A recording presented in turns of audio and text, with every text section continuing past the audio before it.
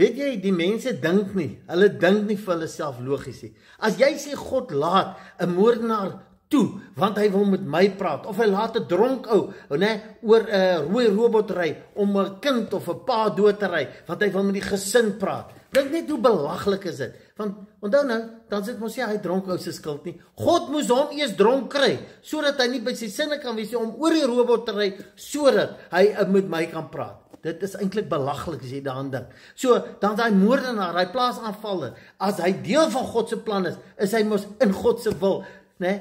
Sien jy hoe belaglik is dit? Maar die kerk het heeltyd verskoning gesoek om nie in hulle verantwoordelikheid te stap nie, want hulle ken nie hulle identiteit nie. En ek sê vir jou, gebeur negatiewe goed, mense, draai hulle lewe radikaal aan, hulle word sommer groot getuienisse, beslis, want nou skielik gryp hulle na God, nou skielik luister hulle, en God is net liefde, so daar moet iets moois daar uitkom.